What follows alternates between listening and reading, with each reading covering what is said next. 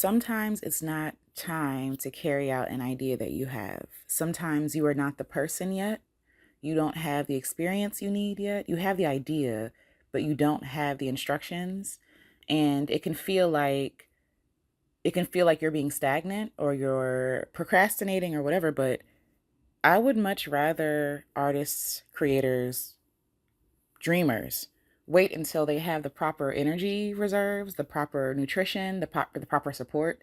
Um, Yeah, to do their work. Some ideas are not for now, some ideas are for later. Sometimes you capture ideas to hold on to for the next couple of years. And that has been the case with a few of my projects, Sunday included. And I just want artists to know that it's okay if you only have the idea or like the skeletons or the bones or like the outline of something. Allow yourself to live life and allow life to fill in those gaps. Like the questions that you have will be filled in the longer that you live. Sometimes we only have the pieces of the puzzle, or we only have the outline of the puzzle piece that's missing. And so we're trying to force things into that space now because we feel like we have to have the project completed now, the idea completed now, when it's not the right time. Like sometimes it's just not the right time. And even thinking about like divine timing, I've been really sitting with this thought, really sitting with this idea of divine timing is not just about when the appointment is met, right? It's not just about appointed time. It's also about the time in between. It's also about the time that you feel like you're losing or you feel like you've lost yourself. It's about the losses, it's about the experiences, the highs and the lows, everything in between, right? Like we think that the destination is the point when really it really is the journey. It really is the journey. It's like as a creative, I'm living a life that's like a scavenger. My life is like a scavenger hunt where I don't even know sometimes what I'm looking for. Like I'm just being rewarded by walking. I'm being rewarded by living. I'm being rewarded by doing. And by doing and not knowing what I'm doing, right? And my questions are answered the more I live. My questions are answered the more brave that I become, right? The more brave I become, the more stones I turn, so to speak, right? The more I discover, the more materials I find, the more wisdom I gain, right? And then using those materials, I can then later uh, find the piece. Like, oh, that's the piece I was looking for, and I didn't even know I was going to find it here. Or that's the piece I was looking for, and I didn't even know it was shaped like that, right? I didn't even know that it was going to be a completely different color than all the other colors I was looking for, you know? So, yeah, so divine timing, uh, being at the right place at the right time. Like you are always at the right place at the right time. It's just about what is this time trying to teach me, trying to give me. Maybe the time is just trying to give you rest or space, right? Sometimes the pauses in our lives and our creative work can feel like failure because it's like, oh, I'm not being productive. I'm not whatever. But even that is divine. Even the time where you don't do anything at all is divine. It's necessary and it's helpful. It's helpful to yourself now. The space allows you to stretch, right? To stretch your body when you're so rigid. But also, life has a way of surprising you. And sometimes those surprises are not what we want, but sometimes those surprises are what we need. And we don't know that we need it until we're on the other side. So this creative journey, it's not even that I have a map, right? It's not even that I have a map and it's like, oh, go here or GPS or whatever. It really is about being fully present in my life and seeing this map as its own journey, right? Like every step is its own journey. And in every step is beautiful, whether that is in creating, whether that is in doing nothing, communing with my friends, walking in the woods, taking a drive to a place I've never been before, all of these, right? Or just doing what makes my soul feel good, napping on the couch, watching cartoons. All of that is divine. And all of that, the things that call to us, the things that we're curious about, right? All of those are clues. All of those are invitations onto the path. All of those are pieces that sometimes we don't even know are missing. You know, there has been clarity I've gained for musical projects and I don't know, writing, right? But I wouldn't have gotten that clarity if I did not live. And I think a lot of artists bang their head against the wall like, what am I supposed to do next? Live. Your entire life gives you materials. Your entire life um, is is a rich well of materials that you can use for your creative work.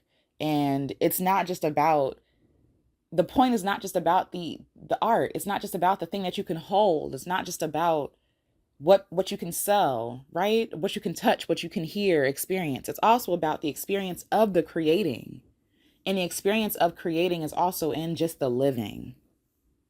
So yeah, for Sunday, the album, I took the picture for the cover of that album years before I even had the music for it, right? I was just following each step. Something told me take a self-portrait, period. I took a self-portrait because I cut off all my hair and I really wanted to capture my beauty, like without hair, without makeup, without everything, like just my naked face and my shoulders. And I took that picture and I loved that picture and I enjoyed the process of taking the photo, editing the photo, and even sharing it in some spaces. I use it as a backdrop. I used it in a collage that I made, a digital collage, and I put it on my phone. That was fun. That was an experience all its own. Then later on, I made a bunch of albums that had nothing to do with Sunday. I recorded songs that I never used, and I knew that I liked the songs, but I didn't have a place for it to go. And this process went on for like years, like 3 years. And then eventually I had enough songs that felt like they were related enough that they can go on a project together. And what's interesting is I didn't even I didn't even record those songs with the idea of putting them into an album. I just recorded them because I wanted to record them and I was inspired. And that's how creativity works, right? Like you're just following the crumbs. You're just, here's a piece here.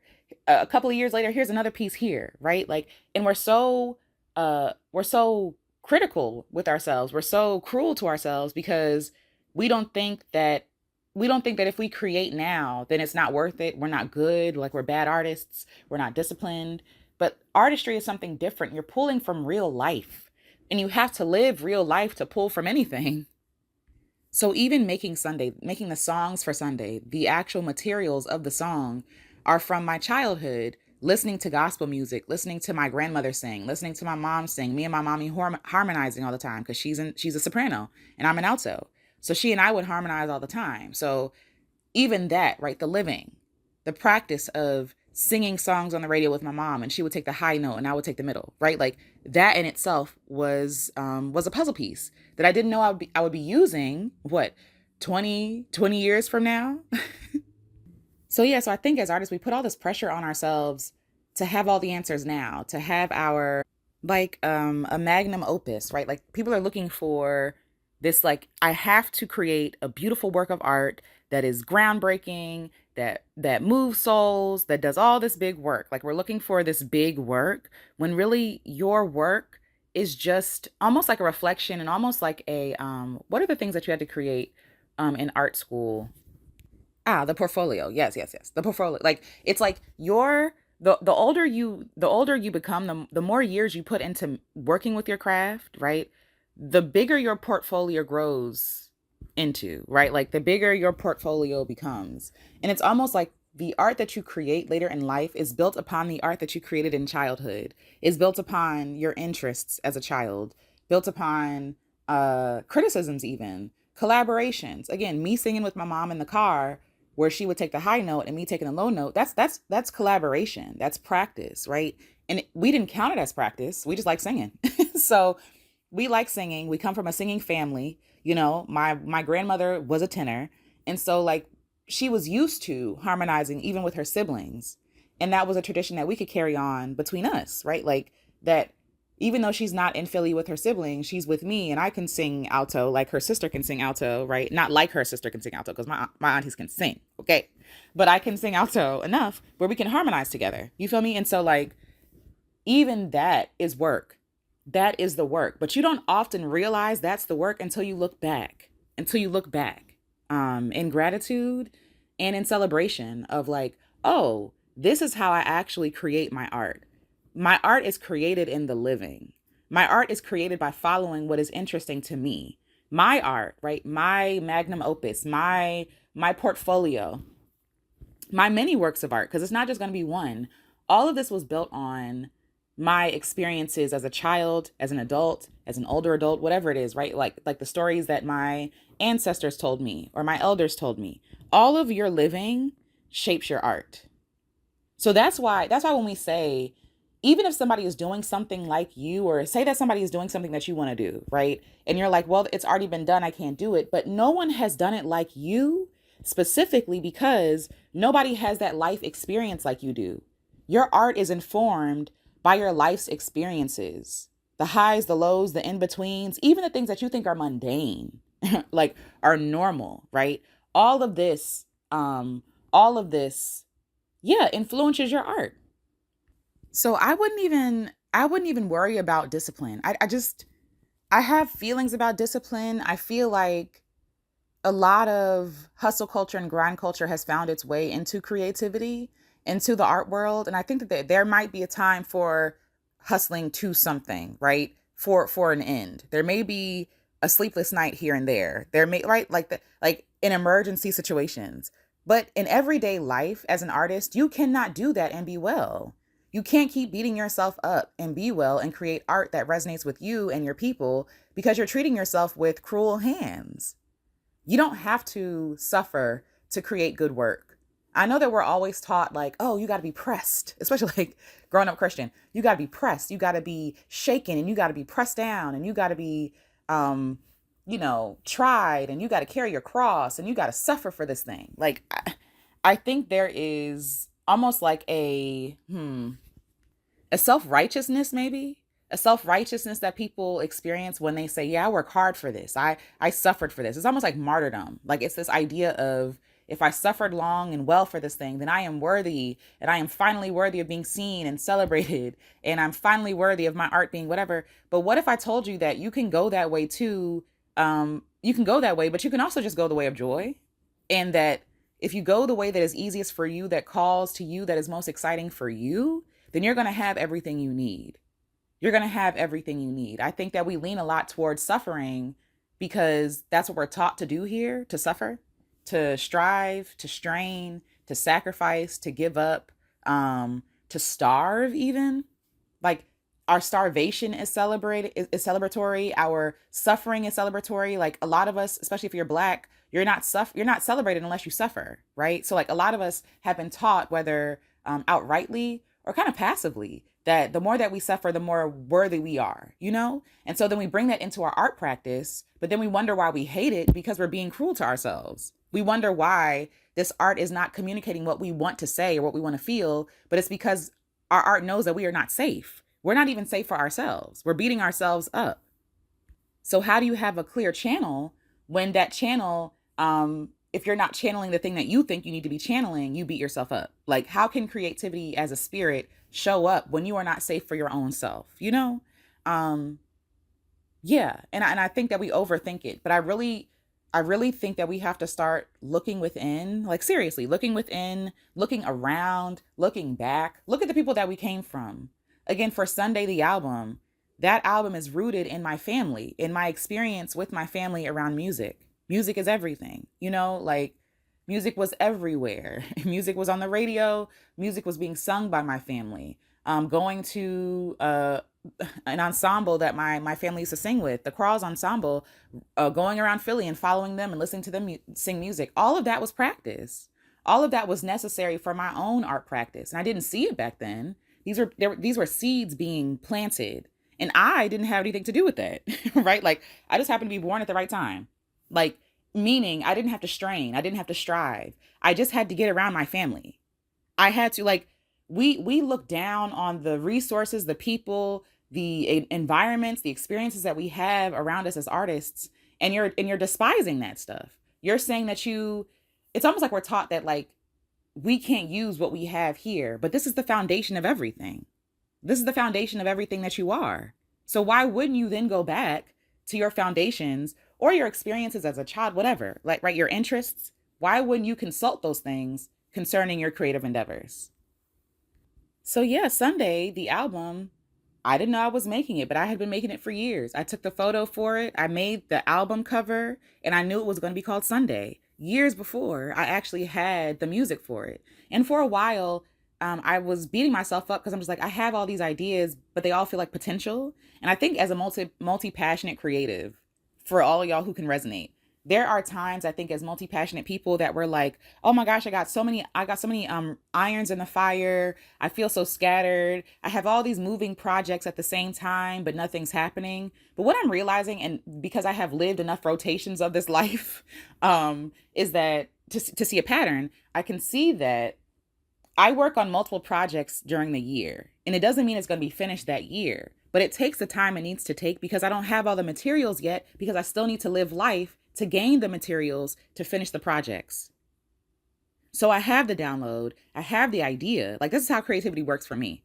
I get the download, I get the idea, and I may not have all the pieces yet, but I'm going to hold on to that idea, that title, or that line, or that melody, right? I'm going to record it into my phone and save it until I have the energy or the other piece, the next connecting thing for this next iteration of this project. Or it could also just be compost and I could use pieces of this later, right? Like, so your entire life, what I'm learning about my creative practice is that my entire life is leading me in the way that I should go.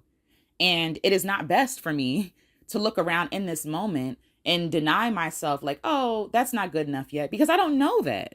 It's good enough for now because that's all I need right now. Stop worrying yourself and fussing about things. Like, the pieces are going to come together if you give spirit enough time and space to put those pieces together. And also, the reason why I like the reason why I like the way that this art practice works for me is that it takes the pressure off. I can live, I can rest, I can chill, I can move joyfully and not rigidly and fearfully, right? Like, I'm not like, oh God, I got to get this project finished because if I don't finish it, what does that mean about me? It's not even like that. It's like, oh, I have an idea for something, and now that I have enough time behind me, right? Time under my belt, I recognize the patterns.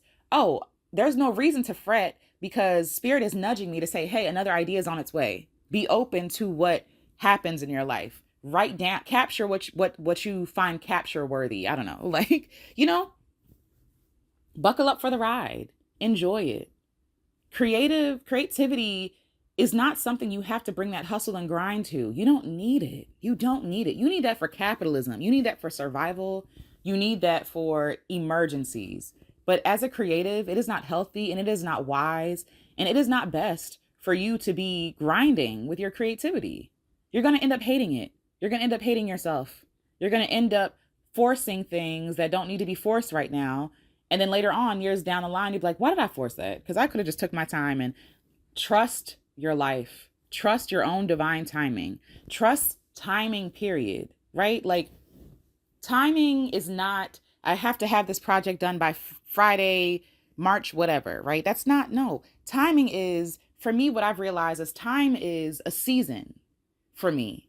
I am in a season of writing. I am in a season of singing. I am in a season of just living and doing nothing. I am in a season of getting downloads and ideas.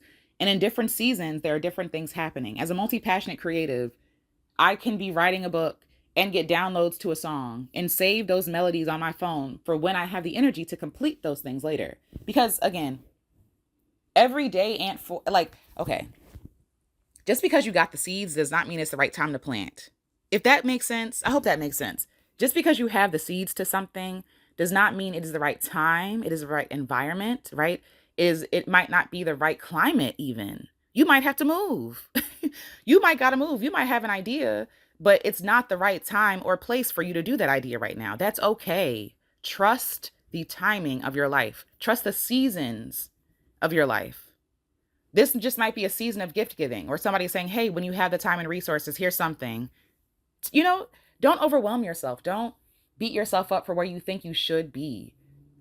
I am, experienced enough in life where I'm now seeing, oh, this is how life works for me. And this is how life works for a lot of creative artists, a lot of multi-passionate artists. We feel like there's no place for us because the world celebrates people who are, what's the word I want? Disciplined in one area, right? People praise people who do one thing and do one thing well. But where do we go, right? Where are the people who are showing us how to be a creative as a multi-passionate creative, as a person who has a lot of irons in the fire and who enjoys it, right?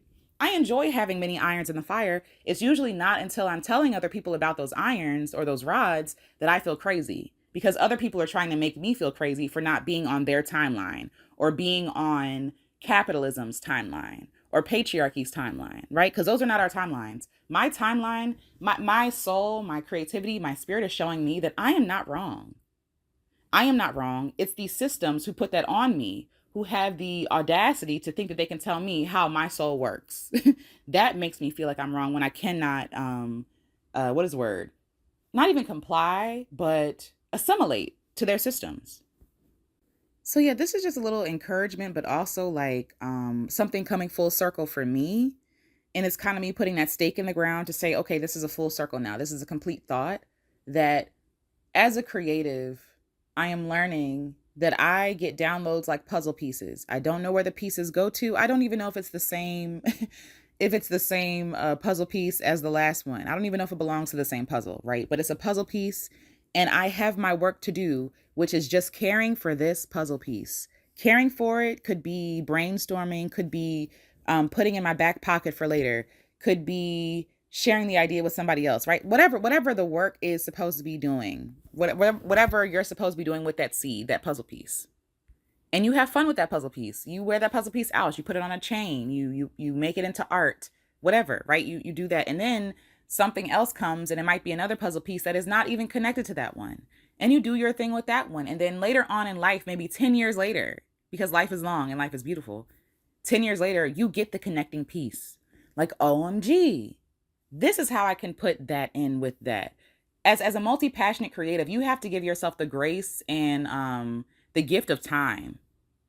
Capitalism eats time. You see what I'm saying? Like capitalism eats up your time, I should say. Like capitalism tells you that you should be running when you should be walking, right? Capitalism tells you that you should be running full speed when you know that you have a limp in your ankle and that's not wise for you to do, right? Capitalism tells you to not listen to your own body, your own soul, your own intuition, your own imagination. It tells you to it tells you to basically bow down to them, right? Like to give them the power of knowing what your body needs to be doing when your body needs to be doing it. But you're the only one in your body. You're the only one in your mind. You're the only one in your imagination. You're the only one who knows how much energy you have, right? Like you know how your brain works. You know how your creative flow works. You know what you like and what you don't like.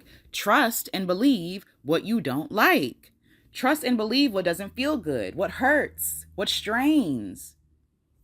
Even people who people who exercise, people, what are they called, like trainers?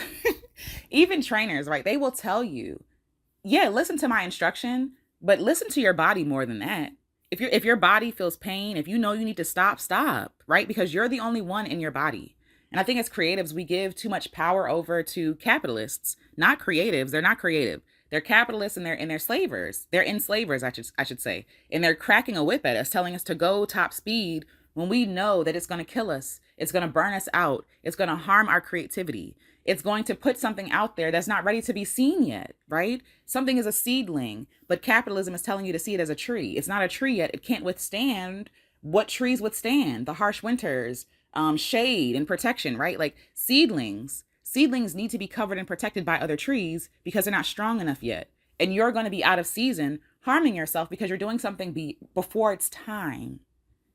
And I don't mean in the way that everybody's saying like, oh, you're just procrastinating. No, there is wisdom. You know when you are procrastinating and when it's just not time. And when you do things out of time, you injure yourself. When you put the seedling out in the sun before it's strong enough to withstand the sun and not be burned, it dies, right? We have to be present, fully present with our creative processes or processes, whatever. Like we have to know who we are, what we're working with that day, right? What energy, what time, what is our capacity, even in the season that we're in? Are you in a winter season, even though it's July, right? You're the only one who knows that. Sometimes you getting the idea is the creative work of the day. Sometimes a download is the creative work of the day. And that is enough. That is wise. That is honoring yourself. That is honoring your inner child. That is honoring your soul and your body. That's all you got for today. And that's beautiful. Go live. Go do something else. Go live. Once there's a feeling that I feel, right, when I'm in flow, when I'm just like things are pouring out of me, it's going. And then at some point spirit leaves. And for me, I know like when my capacity has lessened, when my energy has waned, when whatever the feeling is for you, right? You just feel like, oh, I just poured out all this stuff. I think I'm done now, right? Capitalism will tell you to keep going until you have a product to sell or to show or to finish, right? It will tell you that unless other people see it and clap for it, it is not useful, it is not good, right? That's capitalism. But artistry, creativity says, "Oh, that was a great session. We're done now. Let's take a break and do something else, and then we're going to come back around to it later." Especially for multi-passionate creatives, you need the other things. Focusing too much in disciplining, and I'm going to use this as a blank statement. Correct me. You don't have to. Listen, if it's not right for you, it's okay. But generally speaking, a lot of multi-passionate creatives that I know, they don't like doing one thing for a long time. It makes them feel bad. It's exhausting, right? Because doing the other things fill up our containers in ways that doing one thing for a long time does not. For multi-passionate creatives, it is rewarding to do multiple things. It feels good. It gets me out of a funk or flow. If I'm creatively blocked in one way, I have something else to pull from if I want to. I can tend to my plants. I can take a photo. I can watch a movie. I can do something else. You know? It's beneficial for you to move on when spirit has moved on, because spirit will let you know, creativity, imagination, spirit, the muse will show up when she wants to play. Anything kept beyond the time it wants to stay is a prisoner, right? Anything kept beyond the it's a prisoner. You're imprisoning spirit, you're imprisoning your creativity, and you're imprisoning yourself. And you wonder why you don't feel free. You wonder why you don't feel creative. It's because you're being too disciplined. You're being someone that you are not. Some artists, like myself, are not disciplined. I have to follow the inspiration. That's how I work. And if I were to be disciplined, I wouldn't create anything because I'd be burned out all the time. I would have harmed myself had I listened to, and I did listen to, a lot of creatives who were telling me, "Oh, have a practice every day, nonstop. Make sure every day you're visiting." I'm not an artist who can visit her art every day. That's not my process. Spirit will visit me when it's time. An idea will strike me like fire. It feels like fire, like passion. That's how I know I need to create. And when spirit leaves, I leave. I say, "Thank you for this time together. Thank you for spending time with me. Thank you for this session. Thank you, inner child, inner elder, whoever else is there with me," right? And then I close it down. I shut down my laptop. I close my notebook, right? I put down the pen, whatever it is that I'm creating, put down the mic, and I move on with my life. Because I am not a prisoner of song. I'm not a prisoner of dance. I'm not a prisoner of literature, right? Like, I'm a freely moving human being. And a part of my creativity is the actual living. That's where I get my materials from. If I don't live, I don't have nothing to create. I don't have anything to reflect because I don't have any experience. I'm hoping this is making sense. So yeah, as a creative, maybe you don't need to be disciplined. Maybe you don't need more discipline in your life as a creative. Maybe you need a permission slip to not be disciplined at all. I am not a disciplined creative, okay? I am not. There's nothing disciplined about me. And it still works out. Like, of course, there are things I have to do to be responsible, and I have to be like, oh, all these adult words, blah, blah, blah. But like, generally speaking, I'm having a great time. Generally speaking, I'm having fun. I'm following my passion. I'm following my heart. And I'm also learning to not stress or put pressure on projects to be completed or for me to understand them at the time. Sometimes it's not my job to understand what I'm creating. It's just to create. It's just to figure it out later. Sometimes it's about me meeting me. It's not even about the art itself. It's about the creativity, the journey. It's about the process. And so, yes, as a creative, really check in. I think a lot of times we take advice from people because we're looking for a quick fix or like I don't know, something that's like fail proof. But that doesn't exist. You have to really live your life. You really have to live out your own story. You have to find your own wisdom sometimes. I think that it's good to listen to people, even, you're listening to me and what I'm saying may not resonate. If it don't resonate, then it's not for you, right? And it's okay. But I think that sometimes we feel like we have to resonate with everybody who seems to be successful. Oh my gosh, they wrote a book. I need to do exactly what they did. Oh my gosh, they have an album and a world tour. I got to do exactly what they're doing. Oh my gosh, they're teaching classes and I got to do what they're doing. No, do things in your own way. You're a creative. You get to have fun. You get to do things in your own way. You get to do things in a way that doesn't make sense. Where 10 years later, they call it revolutionary, right? Today, they call you crazy. Tomorrow, they're going to call you groundbreaking. You feel me? You are not every artist. You are not even the artist that you look up to. You are you, right? And that's something I had to learn for myself. I am me. There is wisdom to be found with other artists that I look up to. But some stuff I just have to find out by going my own way, by charting my own course, by pursuing my own dreams and my own joy in the way that feels good to me. Some people love running. I hate it. There's no point to it for me. If I'm going to run, I'm going to have to be playing sports. That's just how I am. That's how I'm wired. It's boring. Running is boring to me. I don't run unless I need to. Does that make sense? Where some people find joy in that. And there's nothing wrong with either person. It's just how we're made and wired. We're different. So for some people, they can be on the road with us. They can hold us up. We can even put our feet in their footsteps. But at some point, that path is going to diverge. That point of separation is going to come. And not because we hate them, not because even something bad has to happen, but it's like, oh, that's interesting. But what if I tried it this way? It's good that you're trying it a different way because you're even charting a new course for other people to follow in your footsteps. Trust your own discernment, your own inspiration, your own passion, your own curiosity, your own creativity, your own processes. Trust your own way. There is no shortcut in creative work. Creative work is the long way. You are hand making your creative journey. You're hand making yourself. You are handcrafting your actual art. It's going to take the time that it needs to take. It's going to take life, living, things that don't seem to be connected at all, detours, even the thought of you failing your dream. All of that stuff is necessary for your art journey. It's necessary.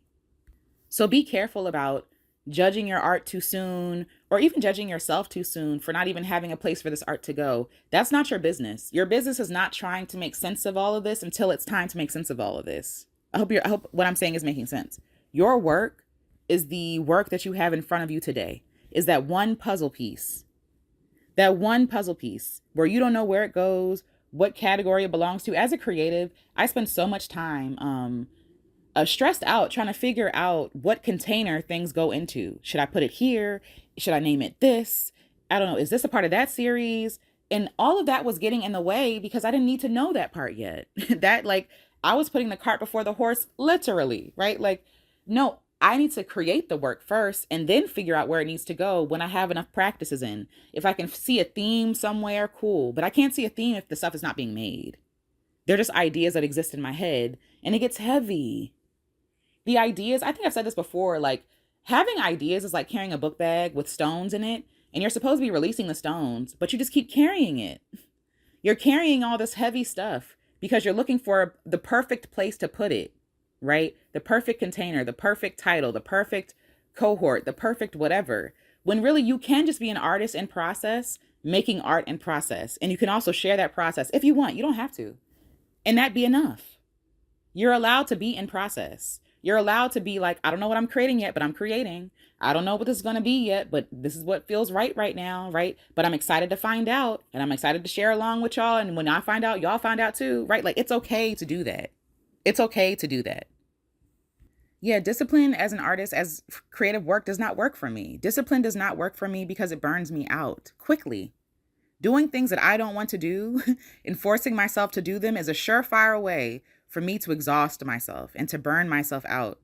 And the process is no longer fun. What I'm creating, I don't even care anymore because forget this stuff. Forget it. F it, right? Like that's how I feel. Like whatever. I hate it. I hate it because I hate the process. And in order for me, and I know this about myself, in order for me to continue to create, I have to like the actual act of creating, not just the outcome. I have to enjoy the process too. And as a person just living, I don't like being rushed. I hate that. Don't rush me. I don't like being pressured. I don't like feeling like I have to perform for other people, right? I don't like that. That's a surefire way for me to just shut down and not show up at all. Like I'm not coming. If I got to perform, I'm not coming. Like if I have to meet somebody's expectation, I don't want to do it. I self-sabotage. That's my defense mechanism. Before you call me a failure, I just won't do it. And because I know this about myself, I have to make creating and the creative space safe. I have to be the first safe place for me. And what I realize is discipline reminds me too much of getting in trouble. Discipline reminds me too much of capitalism, reminds me too much of fear, introduces things into my practice like anxiety and pressure that doesn't exist, right? Discipline makes me as an artist feel like if I'm not good enough based on your standards, then I'm not good enough. But I'm not creating for you, right? I'm creating for me. And then I share what I like with y'all. right? I love that my music resonates with people. I love that my art, that people feel seen, and that makes me feel good. But as a recovering people pleaser, I have to remind myself my art is for me first. This is a feast for me first. The experience of actually creating, that's for me first. And then people get to feast off of what I create, right? It's like I'm making a huge feast, but I get to eat first. I get to plate my food first. I did this work. I get to feel full and nourished. And then I get to say, "Hey, y'all want some?" Right? And that's a part of the entire process. Discipline does not feel good or safe to me. It doesn't. And this is anti-advice that a lot of artists give. Be disciplined, practice, put in the hours and time. The thing is though, if I enjoy what I'm doing, I'm going to put in the time and practice anyway. Right? If I enjoy what I'm doing, what I'm making, if I enjoy the process, if I romanticize the process, if I make the process fun in itself, right? Enjoyable, pleasurable, easy, light, um uh easy. I don't know what else to say. If I make the process easy, I'm more likely to show up. I'm more likely to be dedicated, to return over and over and over again, not out of fear or out of fear of not ticking off a day or missing a day, not out of fear of what's going to happen to me if I'm not disciplined, or the fear of losing the ability to create, or the fear of, it's always these fear things, or the fear of being broke, right? But the joy of creation makes it pleasurable, and therefore makes it easier. I was gonna say more easy, makes it more easier. I mean, makes it easier for me to keep showing up. I'm having fun. I'm playing. This is playtime. That's why discipline does not work for me. This is recess, and I'm trying to act like this is a lecture hall. No, this is recess. This is recess. What happens when you tell the kids go play in recess? They wild out. They're running over everything. They're playing tag. They're trying to get all their energy out because they know they only have 30 minutes. Do you know you only have 30 minutes? They only have 30 minutes or an hour depending on where they are. But for me, I think it was 30 minutes. You only have 30 minutes to play. So you're not thinking about discipline. You're not thinking about order. You're not thinking about none of that. You're thinking about, how can I have the most fun? How can I optimize this recess to be as fun as possible? That's creativity for me. That's play for me. That's flow for me. It's fun. I'm having a great time. So why introduce anxiety and fear where there is no need to? Why do that? Because of capitalism. You're not worthy of nourishing your body. You're not worthy of belonging to community. You're not worthy of play, even of joy. That if you don't labor, and if you're not disciplined, if you are not suffering, if you are not sacrificing, then you don't deserve to play. You don't deserve a good life. That's what we are learning. And we bring those practices into our art practices or our creative practices where they're not necessary. Your creative space is supposed to be a sanctuary for you. If you like being disciplined, wonderful, right? But I'm guessing if you're going to have to teach yourself how to be disciplined, you probably aren't good at being disciplined. And I'm here to say, right, as a dissenting voice, maybe you don't need it. Maybe you never needed discipline. Maybe you actually are disciplined when you're having fun. Maybe you are consistent. Maybe you are playful and curious and more flexible when you're having fun and playing. Maybe play is what you actually need. Maybe joy is what you actually need. Maybe you don't need to know what you're creating. Maybe you don't have a rubric, and that's okay. Maybe discipline is not what you need, but fun and pleasure and safety and softness and gentleness and a slow pace and curiosity, like childlike curiosity and wonder, taking your time with something, putting your hand, if I'm thinking about holding a rock, being curious about that rock as a child, what does that look like? It could look like tasting it, right? Because kids love putting things in their mouths, but it's also holding it and like, wow, how heavy is this rock? This rock is dense. Even though it's so small, it's so heavy. Good grief. Oh, wow, it's so cool to the touch. Rubbing my hand over the stone. Is it smooth? Is it rough, right? Is it matte? Is it shiny, right? In order to have curiosity like that, you have to slow down. You have to be in your body and be present. You can't do that if you're whipping yourself with a whip. If you're cracking a whip at your own self, telling yourself to be disciplined. Hurry up. The judges are coming. Hurry up. The judges are coming, right? Creativity is a sanctuary away from those judges, away from those prying eyes, away from danger. It is almost like a little nook that you create for yourself. You don't need to bring in empire into your creative practice. You don't need to bring that trauma of My mom won't think I'm serious unless I'm making $1 million from this art endeavor into your practice. You don't need to bring that. You don't need to bring those prying eyes or those critical tongues, right? Or those destructive hands into your creative process. You get to be your own art teacher. You get to be the inner child that you are, and you are your own parent. You are the adult in the room, right? You have to acknowledge that you are safe enough to take care of your small self, of your creative self, of your fun and playful self. And you have to remind your small self, right, where a lot of us were harmed and traumatized by our teachers or our parents or our peers, right? You have to go back to that place to remind that small self that you are safe here. I'm not going to judge you. Whatever you want to do, there is no mistake, right? There are no mistakes. You can't get this wrong. I'm so happy to be playing with you, right? And then putting that art on a refrigerator, so to speak. Put it on your own refrigerator, right? Put it as a what do you call it? Take a picture of what you made and put it as a backdrop on your phone or your computer. Be proud of the work that you create. You have to get in practice. You have to get in the practice of actually being in relationship with your inner child and not just exploiting her.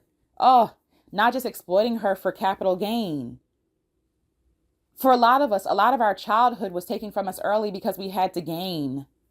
We had to be earners. We had to get good grades. We had to make money even, right? Like everything had to be for profit.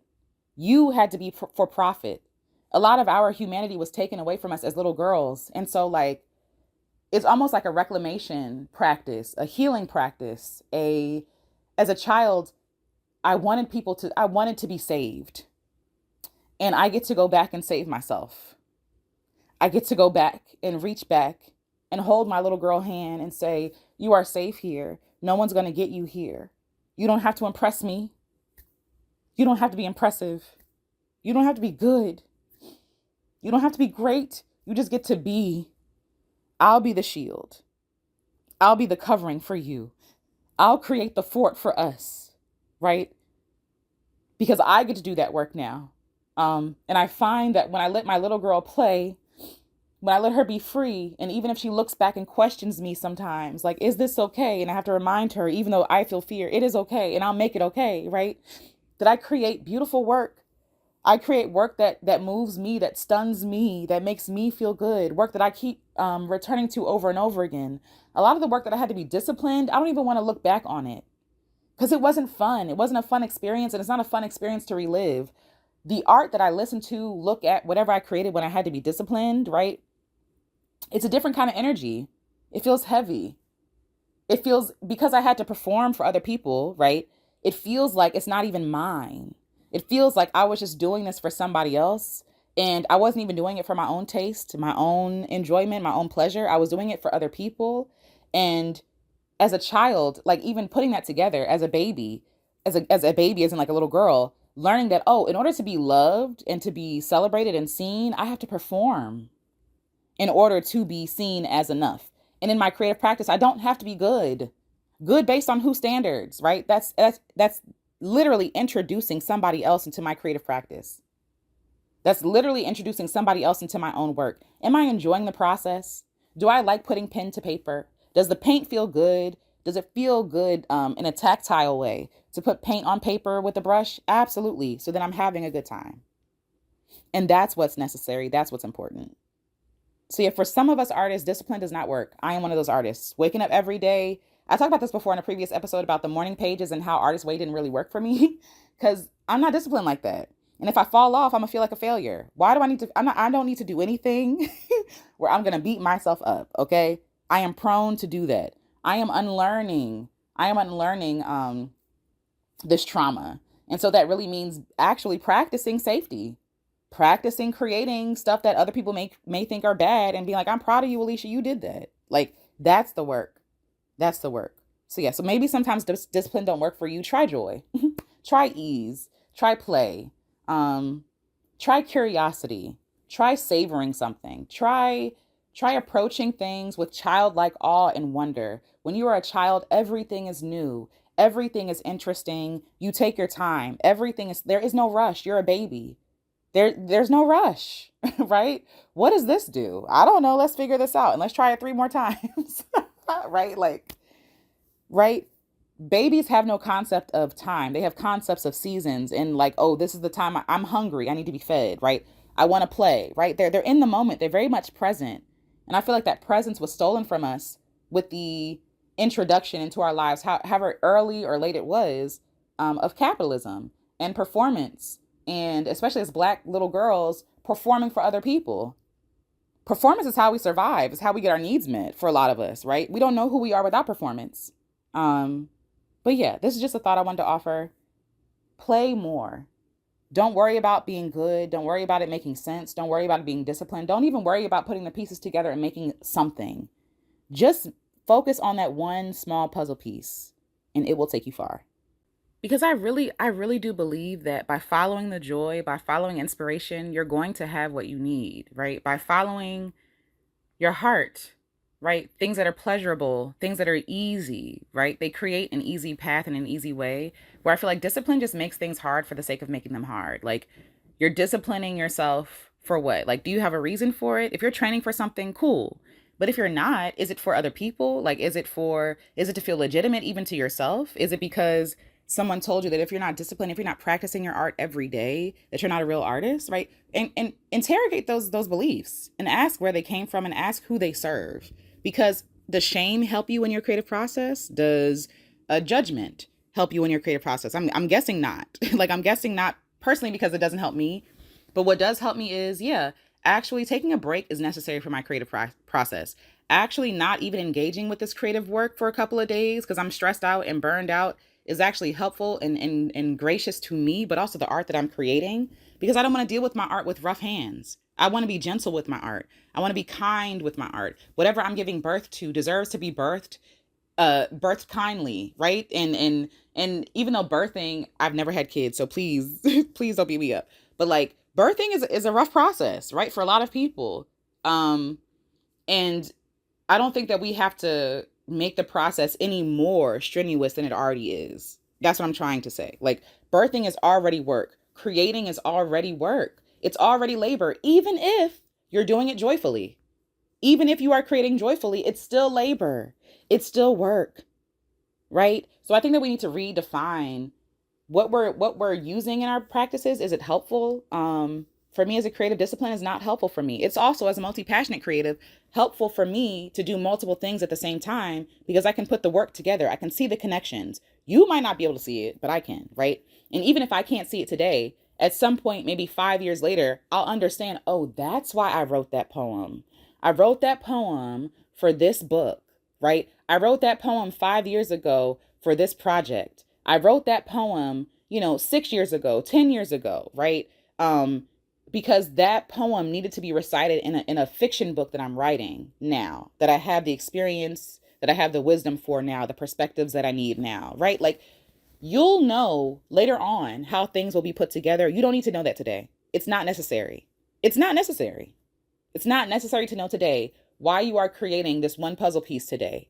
But if you keep creating, if you keep showing up with joy, right? If you keep following your intuition, your spirit, your imagination, your creativity, you will at some point be able to draw back a little bit and say, oh, this is the picture. Got it. Or even how your puzzle piece connects with somebody else's puzzle. Oh, okay, cool. Like, even the things that I'm inspired to talk about that feel like it has nowhere to go, that it doesn't connect, whatever, when I share it, people say, oh my gosh, I needed to hear this today. So sometimes my puzzle pieces, even though they can be for me and they are for me first, as I'm processing this in real time, right? You're getting the my verbally processing, right? And then somebody else hears my verbal processing and is like, oh my gosh, that's the piece. That's the piece I was missing, right? That happens to me all the time. I'll be listening to other people speak and I'm like, oh my God, that's the piece. That's what I was missing. There's a reason why I didn't put out that project yet, because I needed to hear that piece. I needed to see that piece. I needed to put that piece in my own puzzle to share with my own people, right? And always giving credit where credit is due, always. But yes, like, your journey, your life is a journey in its own, and you don't have to rush through it. Because where are you going? Where are you rushing to? Usually we are rushing because we feel fear, or because we feel like it's not legitimate if we don't rush, I guess, or also because of other people. Interrogate where your beliefs come from, even in your creative practices. Are they necessary?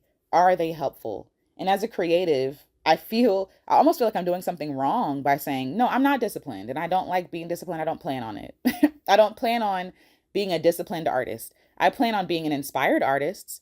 I plan on being a committed artist. I plan on being an artist that sees my projects all the way through, even if it takes 5 years. And sometimes I don't need to see a project all the way through. Sometimes I got what I needed, right? I thought I was going to create a project, then I got inspired to do something else, but I never would have got that inspiration had I not started that project. Again, you have to be present in your own life. You have to live your own life. All these quick, quick, you know, I don't know, pithy advice that people give, like these short like lines or whatever. It's cool in theory, but only you know if you can apply it to your life and when you can apply it to your life.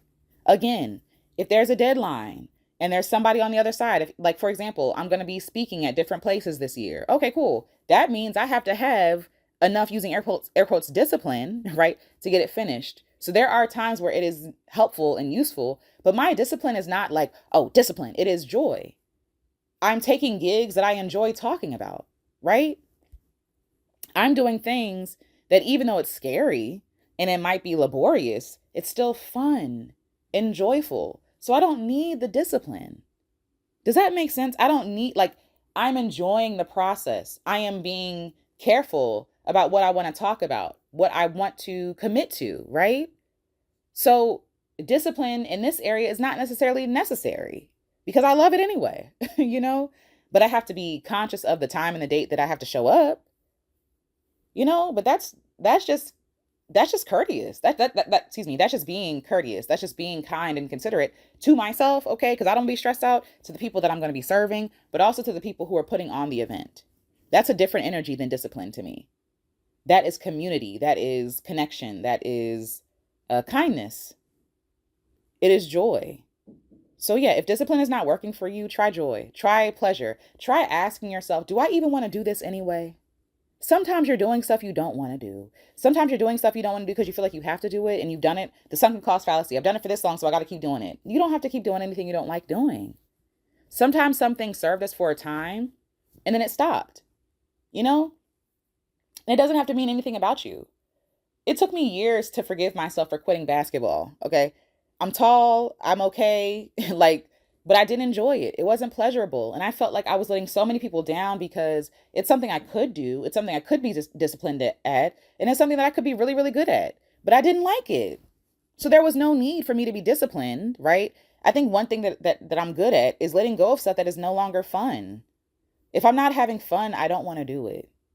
And so, yeah, I think that a lot of people are like, I need to be disciplined. When really you just don't like that. You need to find something else that you like doing or do it in a way that is pleasurable to you, i.e., going to the gym. I keep saying this as an example because it's just easy. I hate the gym.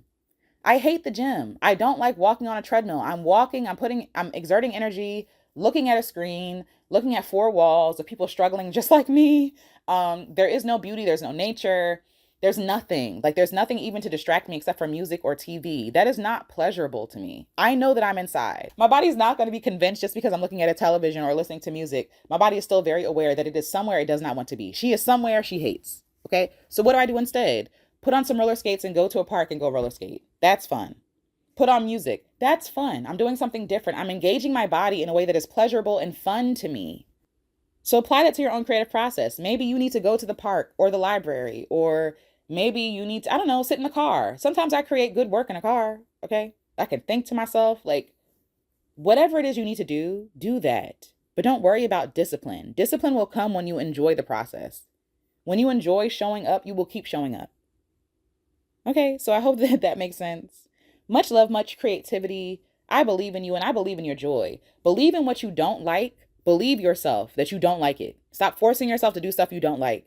And do stuff that actually is enjoyable. You're not wrong. You're not lazy. You're not childish, or maybe you are, and that's a good thing because whatever, it's creative work. But you're not broken because you hate discipline. You're not what is the word? You're not like not mature. You're not immature. There's a word for that. You're not immature for hating showing up every day doing the same thing the same way because somebody told you, some guru told you have to be disciplined. You don't. You just have to enjoy the process. And if you enjoy the process, you will keep showing up. If you're having fun, it will be like recess. where you're just going off and enjoying yourself. And then later on, when you have all the puzzle pieces together, right? Then you can be like, oh wow, I had so much fun creating this. Maybe I can put this together in a collection somehow. That's literally how all my music gets made. I enjoy the process of creating. I enjoy the music I make. I enjoy listening to it, remixing it. I enjoy all of that stuff. I enjoy panning it. I enjoy all the things, adding beats to it if I want to, right? And then I share it with y'all. Then I package it together, right? After I have had fun with it. And that art is art that I keep revisiting because while I listen to the art, I'm not just listening to the outcome, I'm also listening to and remembering and reliving the creation of that art, which is the entire point.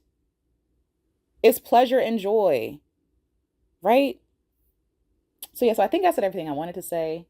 Again, keep creating, keep making, because what you make and how you make it, and if you enjoy yourself, your joy, your pleasure, your expression, all of that stuff matters in your creative process. But it also matters to us because we can feel the joy, we can feel the sincerity, we can feel the passion, the rage, the sorrow that comes through your work when you are honest and when you are enjoying the process of creating. And it pours into us and encourages us and it helps us to keep creating. So thank you. Okay, till next time, y'all. Later.